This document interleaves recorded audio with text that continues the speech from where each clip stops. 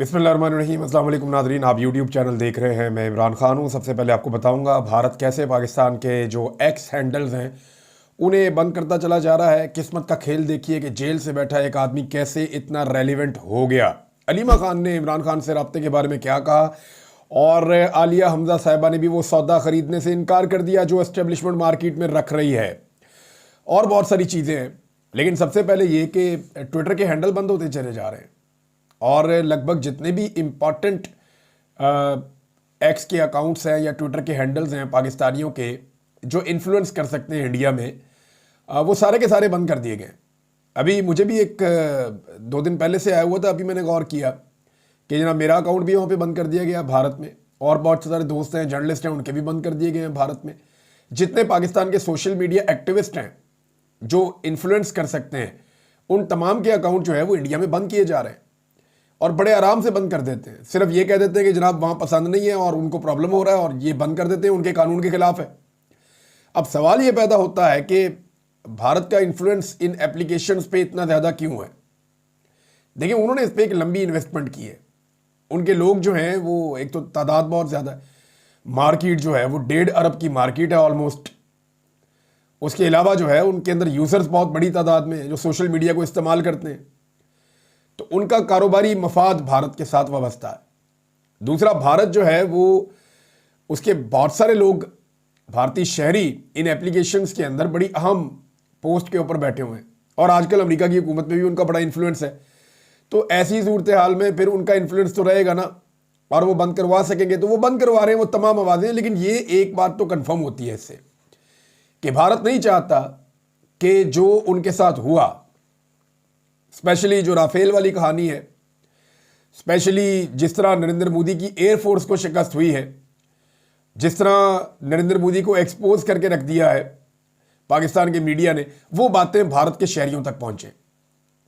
भारत जो पहले प्रोपेगेंडा फैलाने का मास्टर था, अब वो परेशान है कि पाकिस्तान की तरफ से आने वाली सच्चाई को रोके कैसे, और रोकने का तरीका यह है कि बैन कर दो। लेकिन अगर आप वीपीएन लगाएंगे भारतीय शहरी तो हमें सुन पाएंगे, हमें देख भी पाएंगे। तो भारतीय शहरी जो सच सुनना चाहते हैं, क्योंकि ध्रुव राठी ने भी जो वीडियो बनाई, बड़ी अच्छी उनकी टीम रिसर्च करती है। ध्रुव राठी बड़े लंबे अरसे से प्रोग्राम्स कर रहे हैं, लेकिन उन्होंने जो वीडियो बनाई उसमें मोदी नजर आया मुझे पहली मरतबा। हालांकि वो मोदी के खिलाफ वीडियोस बनाते हैं, मोदी के खिलाफ बात भी करते हैं, लेकिन हकायक को इस तरह से तोड़ देना, मरोड़ देना, ये मैं देखता हूं कि ध्रुव राठी को ये करना नहीं चाहिए था।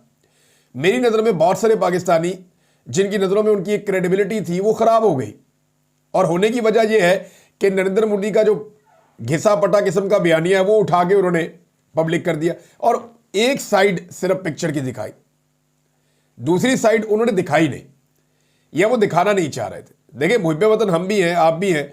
जब भी कभी पाकिस्तान और इंडिया की लड़ाई हुई तो आपको चाहिए कि आप इंडियन फोर्सेज का साथ दें, उनके साथ खड़े हों। हमें चाहिए कि हम पाकिस्तानी फोर्सेज का साथ दें, उनके साथ खड़े हों। तो अपने अपने मुल्क के साथ आपकी ये वफादारी का तकाजा होता है, लेकिन झूठ बोलकर नहीं, फ्रॉड करके नहीं। हमने आपके साथ फ्रॉड नहीं किया, हम आपको सादा सादा सीधा सीधा बता रहे हैं, और वो चीज़ें साबित हो रही हैं।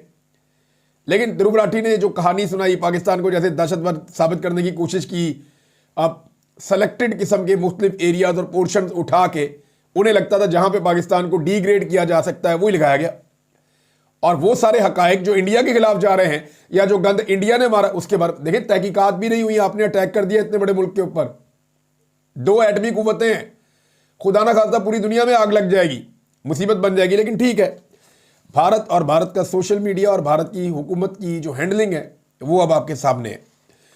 नाज़रीन, किस्मत का खेल देखिए कि एक शख्स जिसे इक़्तिदार में बैठाया गया जाली फार्म 47 के ऊपर, वो स्विमिंग पूल में बैठा और उसको सिर्फ इतला दी जा रही है कि ये हो रहा है और वो हो रहा है। उसे अंदाज़ा है कि उसकी औकात क्या है, वो जानता है कि उसको जो बताया जाएगा वही किया जाएगा, और ना वो किसी चीज़ के अंदर मुदाखलत कर सकता है, ना कुछ बेहतर कर सकता है, ना कुछ बुरा कर सकता है। लिहाजा उसे इन्फॉर्म कर दिया जाए, ये बहुत बड़ी बात है। तो स्विमिंग पूल में बैठा हुआ एक शख्स जिसे इख्तियार में तो बिठाया गया लेकिन वो बेइख्तियार है, और दूसरा शख्स जिसे अडियाला जेल की एक काल कोठरी में बिठाया गया, वो इख्तियार से तो महरूम है लेकिन इख्तियार उसी के पास है। मुबैना तौर पे जो अस्करी ज़राए से खबर बाहर आई, क्योंकि इमरान खान साहब ने या उनकी फैमिली ने ऐसी कोई बात कही नहीं, जो लोग इमरान खान साहब को जाकर मिले उनसे मैंने कंफर्म किया, उन्होंने कहा जी इमरान खान साहब ने हमें किसी मुलाकात के बारे में नहीं बताया कि उन्हें आकर कोई सीनियर ऑफिसर मिला। ये बड़े रैंक का एक ऑफिसर मुबैना तौर पे बताया जाता है, क्लेम ये किया जाता है, और ये अस्करी जराए से खबर आती है, इमरान खान साहब नहीं कहते। तो मुबैना तौर पे वो खबर क्या कह रही है, जो नजम सेठी साहब हैं वो भी ये क्लेम कर रहे हैं कि इमरान खान को वजीर आजम की तरह ब्रीफिंग दी गई है और उनको बताया गया कि क्या हालात है। फिर इमरान खान साहब ने कहा कि फड़ के तुम दो इंडिया में, ये नहीं मैं पंजाबी में आपको कह रहा हूं। इमरान खान ने पूरी सपोर्ट दी फिर उसके बाद मुबैना तौर पे, अगर तो ये खबर दुरुस्त है तो अंदाजा करें कि इख्तियार जो है वो जेल में बैठे हुए एक शख्स के पास है और इख्तियार जिनके पास है उनके पास इख्तियार नहीं है। जो जेल में है उसे ब्रीफिंग दी जाती है, उससे मदद मांगी जाती है, इस खबर के मुताबिक तो यही है। तो इख्तियार और इख्तियार में इतना फर्क है, और ये खबरें निकली भी एस्टेब्लिशमेंट के जराये से, मैं आपको फिर कंफर्म कर रहा हूं। नून लीग के लिए बड़ी प्रॉब्लम क्रिएट हो गई जिस तरह ये खबर रिपोर्ट करवाई गई है ना, यानी इस खबर के अंदर, और मैं क्रेडिट दूंगा जर्नलिस्ट को जो खबर लेकर आते हैं। देखें ये उनका क्रेडिट है, वो लेकर आए। जुबैर अली खान साहब ने पहले बताया, बाद में नजम सेठी साहब ने बताया, लेकिन इसके जराए इमरान खान नहीं है, ये मैं आपको बता रहा हूं। जराए इसके सरकारी है और बंदा भी सरकारी जाकर मिला है और तगड़ा बंदा मिला है जाकर। अब जो सदर है वो बीच में से गायब है, यानी इस सारी लड़ाई में किसी ने आसिफ अली जरदारी जो सुप्रीम कमांडर है फोर्सेज का, उसको पूछा ही नहीं करना क्या है, ना उसने बताया ना उसको पूछा। वो आज निकल के कहीं में गुजरावाला के आसपास दिखाई दे रहे हैं, यानी सदर जरदारी गुजरावाला छावनी पहुंचे, आर्मी चीफ को भी वहां आना पड़ा, वो भी आए और फौजियों से उन्होंने मुलाकातें की। Mohsin Naqvi was there. ये जनाब औकात है टोटल। इतने दिन आपका सदर गायब रहा, सुप्रीम कमांडर, और अब अचानक से निकलता है और आपको नजर आता है कहां पे, गुजरावाला कैंट में। बड़ी अच्छी बात है, कम से कम नजर तो आए। मुझे तो शक था कि शायद नजर भी नहीं आएंगे, फ्रंट लाइन पे कहीं बॉर्डर पे ही लड़ते रहेंगे। तो ये आपके सदर हैं जिनको पूछा ही किसी ने नहीं पूरी लड़ाई में। नवाज शरीफ जिनको किसी ने घास ही नहीं डाली, कोई नहीं गया कि जाए और जाकर रायगढ़ में जाके ब्रीफिंग दे के आए कि मियाँ साहब लड़ाई होने लगी है, कौम के साथ खड़े हो जाए, या मियाँ साहब ये होने वाला है, आपकी ये सपोर्ट चाहिए। वो औकात ही नहीं है। एहसास कमजोरी का शिकार है वो भी कि मैनू किसी ने पूछा ही नहीं, और जाली क्रेडिट लेने की बार बार वो कोशिश कर रहे हैं। वो मैं बताता हूं आगे जाके आपको। और एक तरफ वो शख्स जो जेल में है उससे जाके वजीर आजम की तरह ब्रीफिंग दी जा रही है बकौल नजम सेठी के। इस चीज ने नून लीग को तबाह करके रख दिया, परेशान करके रख दिया। वो परेशान है कि वो आदमी इतना रेलिवेंट है और इतना ताकतवर है, इस बात का तो उन्हें आइडिया है कि पब्लिक की ताकत उसके साथ है, लेकिन जो उसकी हैसियत है, जो अल्लाह ताला ने उसको सलाहियत दी है, वो भी इनके पास नहीं है। लिहाजा इमरान खान साहब ने ये सपोर्ट देकर पाकिस्तान को, और उनको देनी थी, क्योंकि पाकिस्तान को भी वो ऑन करते हैं कि मुल्क भी मेरा, फौज भी मेरी है, ये उनको देनी थी, उनको यही करना था, उन्होंने वही किया। तो ये जो बयानिया बनाया जा रहा था, वो बयानिया हमेशा के लिए उन्होंने वार दिया। अलीमा खान साहबा ने बड़ी इंपॉर्टेंट बात की। अलीमा खान साहबा ने कहा कि ये जो नजम सेठी वाली कहानी, अब ये जो खबर आई है, वो शख्सियत गई जाके इमरान खान साहब को मिले और जाकर उन्हें ब्रीफिंग दी जेल के अंदर। इस पे अलीमा खान साहबा ने कहा कि जी डीजी ISPR बताएं ना, वो आए और आकर बताएं। उन्होंने बिल वास्ता इसकी तरदीद एक तरह से कर दी कि जी आप ये छोड़ें जो खबर आ रही है, डीजी ISPR खुद बताएं कि कौन गया था इमरान खान साहब को ब्रीफिंग देने और क्या ब्रीफिंग दी गई। अब दो लोग ही कंफर्म कर सकते हैं ना, एक तो डीजी ISPR जिनका महकमा है जो ब्रीफिंग देता है, या तो वो कंफर्म कर सकते हैं कि जनाब इमरान खान को जेल में जाकर ब्रीफिंग दी, या इमरान खान साहब कंफर्म कर सकते हैं कि जनाब मुझे जेल में आकर ब्रीफिंग दी गई है और मैंने कहा ठीक है पाकिस्तान की खातिर आप करें, चढ़ जाए इंडिया पे, मैं आपके साथ हूं। तो ये दोनों में से एक चीज एक ही बंदा कंफर्म कर सकता है, अभी तक किसी ने भी नहीं कहा। लेकिन अलीमा खान साहबा ने एक बात की है कि जब भी कभी इमरान खान साहब तहरीक का ऐलान करते हैं तो ये खबरें फैलाई जाती हैं कि इमरान खान साहब रिहा होने वाले हैं, पब्लिक को ठंडा रखने के लिए, तहरीक का मोमेंटम तोड़ने के लिए, कि पब्लिक जो है वो ठंडी हो जाए और इमरान खान साहब की रिहाई की खबरें फैलाई जाएं, मुज़ाकरात की खबरें फैलाई जाएं, बातचीत की खबरें फैलाई जाएं, बैकडोर चैनल्स की खबरें फैलाई जाएं। ये ट्रक की बत्ती है, ये बहुत सारे लोग अब यही कह रहे हैं। सलमान अकरम राजा साहब पार्टी के सेक्रेटरी जनरल, उन्होंने भी यही कहा। जुनैद अकबर साहब खैबर पख्तूनख्वा से क़यादत, उन्होंने भी यही कहा। अब अलीमा खान साहबा जो इमरान खान की बहन है वो भी यही कह रही हैं, जबकि जो आलिया हमजा साहबा है उन्होंने भी ये सौदा खरीदने से इनकार कर दिया। आलिया हमजा साहबा ने कहा कि इंडिया के साथ सीज फायर हुआ है तो फिर पाकिस्तान और इमरान खान के साथ भी सीज फायर होना चाहिए, लेकिन हालात और वाकयात इस तरफ इशारा नहीं कर रहे।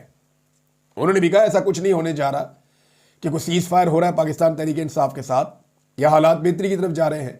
ऐसा नहीं हो रहा, होता हुआ फिलहाल दिखाई नहीं दे रहा। तो ये सौदा खरीदने से उन्होंने भी इनकार कर दिया आलिया हमजा साहिबा ने, क्योंकि दूध का जो जला हुआ होता है ना, वो छाछ भी फूक फूक के पीता है, और ये सबको पता है। इतनी बार धोखा दिया गया है पाकिस्तान तहरीक इंसाफ को कि अब एस्टेब्लिशमेंट या उनकी जानिब से बताई गई खबरों पर कोई भी यकीन नहीं करता, ना कोई यकीन करने के लिए तैयार है।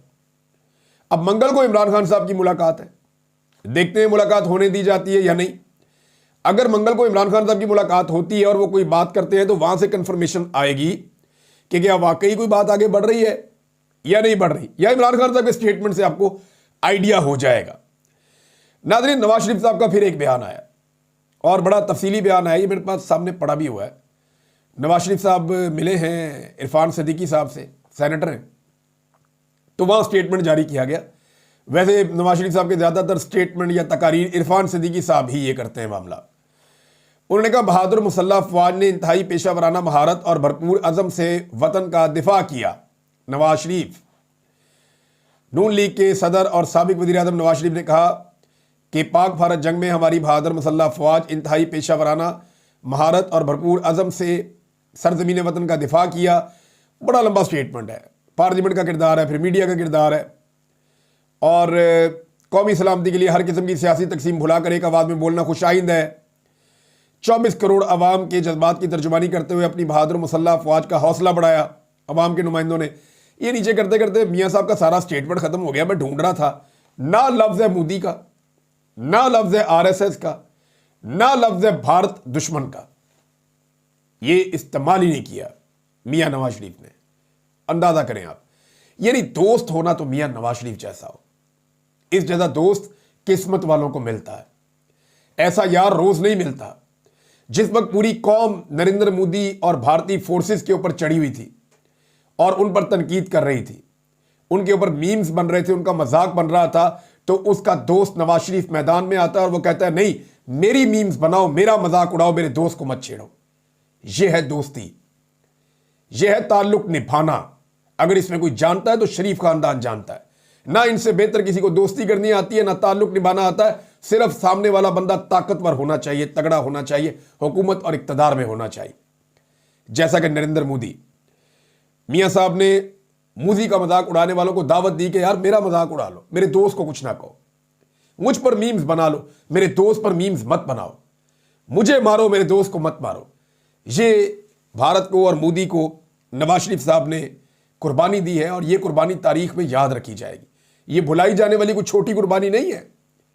3 दिन से मियाँ साहब पर मीम्स बन रहे हैं, लेकिन हद है कि उन्होंने अभी तक मोदी का, RSS का या भारत का दुश्मन का नाम नहीं लिया। उन्होंने खामोश होकर बैठे हैं। नया स्टेटमेंट है, उसके अंदर भी ये चीजें शामिल नहीं है। और एक और चीज मैं आपको बताता हूं कि यास्मीन राशिद साहिबा के हवाले से मियाँ नवाज शरीफ साहब ने बड़े तहफ़्फ़ुज़ात का इजहार किया है, क्योंकि खबरें आ रही हैं ना कि कुछ लोग अब छूट जाएंगे। कितना आप लटका सकते हैं जाली मुकदमात को। ये खातून रोक रही थी लोगों को कि मत जाओ, आगे मत जाओ, एक लेवल से आगे बढ़ के एहतजाज मत करो, रोक रही थी। उन्हें जेल में रखा हुआ है सिर्फ इसलिए कि उन्होंने नवाज शरीफ को लगभग 60 से 70 हज़ार वोटों से शिकस्त दी हुई है, और वो नवाज शरीफ का जीना हराम करेंगी जिस वक्त बाहर आएंगी। ये बात नवाज शरीफ जानते हैं, और उनके बड़े तहफ़्फ़ुज़ात है कि यास्मीन राशिद साहिबा को किसी सूरत बाहर नहीं आना चाहिए, बाहर आने नहीं देना चाहिए। लेकिन बाहर तो वो आ जाएंगी। उसकी वजह यह है कि आप जो जुल्म की काली रात है वो कितनी भी लंबी हो, एक वक्त आता है कि सुबह हो जाती।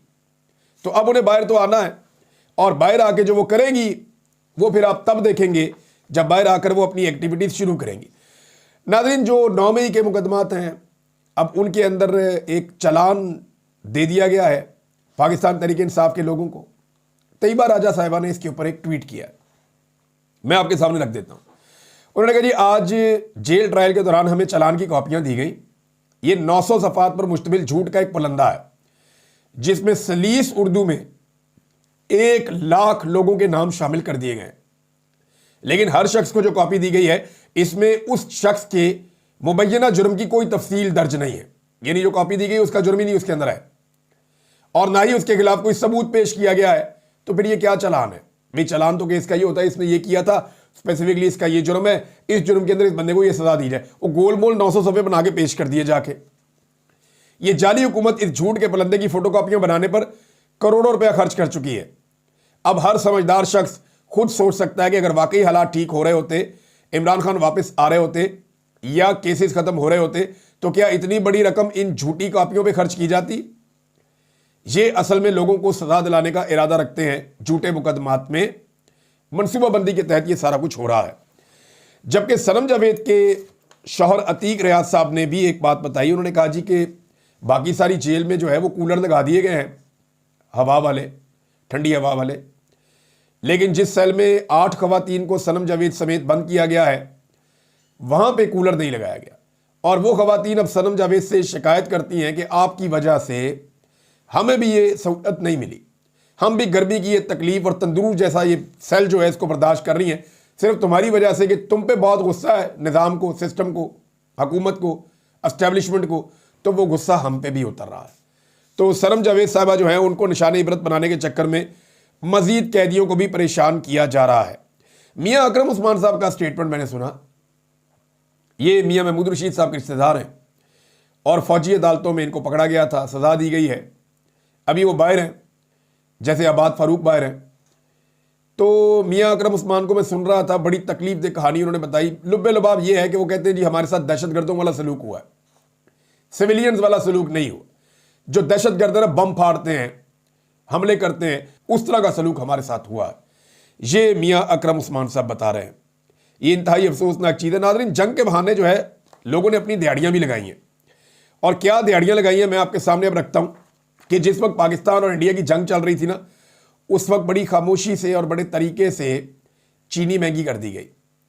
यानी 8 रुपये चीनी की कीमत मज़ीद अचानक से बढ़ा दी गई और अफ़गानिस्तान बरामद की वजह से रिटेल मार्केट में चीनी की कीमत 185 रुपये फ़ी किलो तक पहुंच गई। तहरीक इंसाफ के दौर में 100 रुपये कीमत होती थी ना, तो ये नाच नाच के घुंघरू तोड़ देते थे, सारे छलांगे मारते थे, माइक लेके लोगों के मुंह में घुसेड़ देते थे कि बताओ चीनी महंगी हो गई।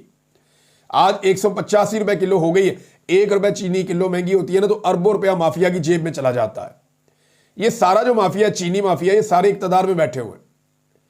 जितने चीनी माफिया वाले ये हुकूमत के अंदर बैठे हुए, अपोजिशन में ये अफोर्ड ही नहीं कर सकते। तो ये सारे हुकूमत में बैठे हुए हैं, तो हुकूमत को तो मौजे, चीनी महंगी होगी वो क्यों नोटिस लेंगे, पैसा तो इनकी जेब में जा रहा है।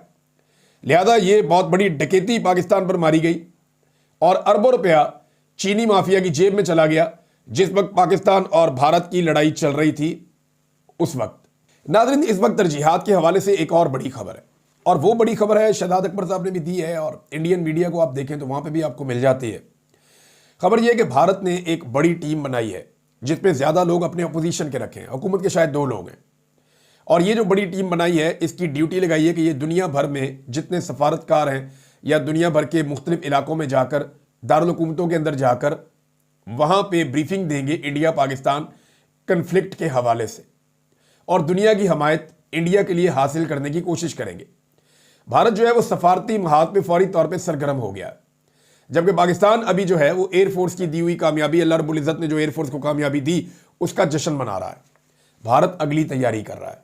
याद रखिए, वो फौरी तौर पे पाकिस्तान के सारे मीडिया को भारत में ब्लॉक कर रहा है। ये बिला वजह नहीं कर रहा, वो उसे आइडिया है कि उसने आने वाले दिनों में जो करना है, उसने भारत के शहरियों को बेवकूफ़ बनाना है। अगर भारत के शहरी हमें सुन रहे होंगे तो बेवकूफ़ नहीं बनेंगे। एक तो वो कुछ करने जा रहा है जिसके लिए उसने पाकिस्तानी मीडिया सारा का सारा भारत में बंद कर दिया, सोशल मीडिया भी भारत में बंद कर दिया। नंबर 2, भारत आलमी सतह पे अपने लोगों को घुमा रहा है, फिरा रहा है ताकि इंटरनेशनली जितनी हमायत वो हासिल कर सकता हो वो कर ले। ये 2 चीज़ें बड़ी खौफनाक हैं। और नंबर 3, वो भारतीय हुकूमत या जो ओहदेदार हैं वो घूम रहे हैं तमाम मुसल्लह अफवाज के साथ और उनका हौसला बढ़ा रहे हैं एक अगले अटैक के लिए। तो ये सारी चीज़ें इशारा देती हैं कि भारत मुमकिन तौर पे पाकिस्तान पे दोबारा कोई एडवेंचर कर सकता है, लेकिन दोबारा एडवेंचर करेगा तो पाकिस्तान को मिलकर इकट्ठे होकर फिर वैसा ही जवाब देना पड़ेगा जैसा जवाब पाकिस्तान ने पहले भारत को दिया था। एक बात बड़ी अजीब हुई नाज़रीन, और ये मैंने बल्कि इसको ट्वीट भी किया है, ये बहुत सारे लोग और भी ये नुक्ता उठा रहे हैं और ये बड़ा अहम नुक्ता है। भारत के जो वज़ीर ख़ारजा है उन्होंने एक दावा किया और ये दावा बड़ा अजीब है। उन्होंने दावा किया कि भारत ने पाकिस्तान को आगाह कर दिया था हमला करने से पहले कि हम फलां किस्म का हमला फलां किस्म की जगहों पे करेंगे, तो आपने बीच में नहीं आना, लेकिन पाकिस्तान बीच में आ गया। अब मामला यह है कि पाकिस्तान में भारत ने किसको बताकर हमला किया था, ये एक बहुत बड़ा सवाल है, इसकी इंक्वायरी होनी चाहिए, पता चलना चाहिए कि वो कौन था पाकिस्तान में जिसको भारत बता रहा था कि हम इस जगह पे अटैक करेंगे। तो क्या ये भारत ने फिर उसके बावजूद जब अटैक किया तो हम अटैक को पहले रोक क्यों नहीं पाए, ये भी सवाल उठना चाहिए। देखिए, आपको अल्लाह ताला ने कामयाबी दे दी है, लेकिन आपको अपनी कमियों से, अपनी जहां जहां पे आप नाकाम हुए वहां पे आपको सीखना पड़ेगा कि भारत का जो पहला अटैक था उसको रोकने में हम कामयाब नहीं हुए, हालांकि हमारे पास पेशगी इतला बकौल भारत के उन्होंने दी हुई थी। तो ये हमें सीखना पड़ेगा और इस सवाल का जवाब ढूंढना भी पड़ेगा। अब तक के लिए इतनी, अपना ख्याल रखिएगा, अपने इस चैनल का भी। अल्लाह हाफिज।